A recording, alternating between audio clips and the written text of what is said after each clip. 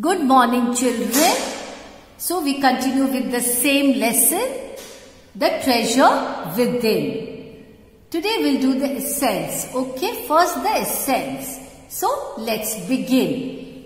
The treasure within features an excerpt from the interview of the renowned architect Hafiz Contractor. See, he's Hafiz Contractor. Look at the picture. He's Hafiz Contractor.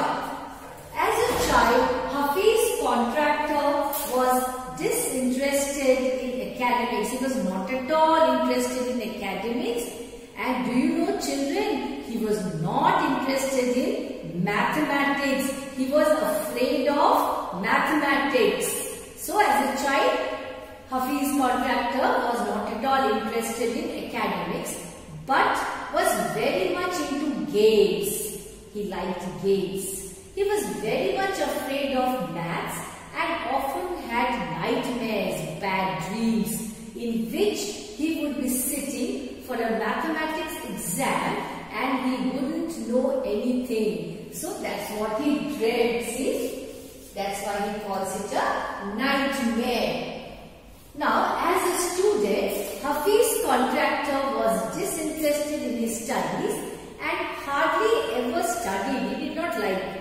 Even when he was approaching the 11th standard, his principal caught hold of him and reminded him that his mother was single-handedly supporting him and his education.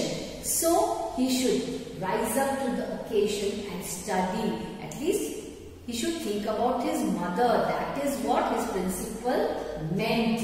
Since that moment, Contractor worked hard and passed his SSC examination with 50% marks, which was a second class. He was not interested in academics at all. So he got only 50% marks in his SSC examination. Contractor had a photographic memory and thus he could never remember whatever was taught in the classroom. He was most interested in playing and would receive a caning every week. Every week he would be caned. Contractor wanted to join the army and also got his admission letter. So he was interested in joining the army. His family did welcome the idea and told him to just complete his graduation. His family wanted that he should complete his graduation. They were not interested in army at all.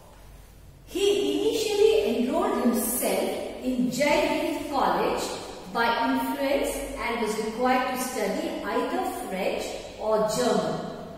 Contractor opted for German, and since his teacher died, he was left with the choice of opting for French. So there was no one to teach German. So he had to opt for French or go to another college. He opted for French and went to his cousin, who was married to an architect, for French lessons. So his cousin taught him French. So it was there that he discovered the talent in him. In the architect's office, he saw someone drawing a window detail. You can see there in the picture, and told the person that the window he was drawing would not open. They had a bet and Contractor won. See, Contractor said no, it would open. So what happened? He won the bet. His cousin's husband was surprised and asked him to draw a few things, which he immediately did. He was interested in drawing. Yes, who? Contractor. Contractor was then asked to design a house. His cousin's husband asked him to drop everything he was doing and join architecture, since he was very good at drawing. So cousin's husband wanted suggest that he should join architecture. He accompanied Contractor to the principal of the college. The principal warned them that if Contractor did not do well in the entrance examination, he wouldn't be allowed to join the college. Contractor got an A plus in the entrance exam. That means he did very well. And then everything was a cakewalk for him. Now what do you mean by cakewalk? Things were very smooth. So everything was very easy for him. That is what is the meaning of cakewalk. He recollected that when he was in 2nd standard, his teacher had told him that he was useless in everything else. But his sketches were impressive. It means that since when he was in 2nd standard, he was able to draw. He was very good at sketches. She had told him that he should become an architect when he grew up. And really, I think he became so. When contractor did become an architect, see, he really became an architect. He went back to meet his teacher and told her how she had been right all along. So the guidance of the teacher was absolutely correct, right. On being asked why he felt he was bad at studies, contractor said that he was not interested in studying for the sake of studying. When he learned what he learned at school, he would forget in 2 days. He said whatever he learned there, he would forget. He was not interested at all. He wouldn't bother.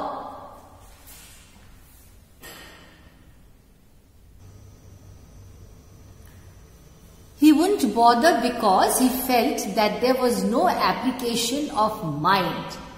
He points out that many of the students who did exceptionally well in school were doing ordinary jobs. Contractor believes that living in a boarding school had made him street smart, and he had learnt more by doing what he did not do through academics. And remember, he always used to say, I am not at all interested in academics. No application of mind is there in that. Contractor recollects in the interview how if it were raining during class, he would be more focused on thinking about the flowing water and how to build a dam to block it. See there, application of mind. If any student lost a button, they would come running to contractor who would cut them a button from chalk using a blade. See how he used his mind, contractor. The interviewer then asked contractor how he decided what kind of structure he should give his client. Contractor answered that he looks at the client's face, his clothes, the way he talks and pronounces, how he eats, etc. And this would be enough for him to relate to the person and get an idea about his taste. So he would decide according to the person's taste, according to his likes and dislikes. He reveals that he sketches spontaneously on the paper and gives it to the people in his office. This spontaneity now comes to him like mathematics. Contractor has come a long way from mathematics loading school kid and has now created his own definition of the subject. Of course, now he is a very famous architect of his contractor.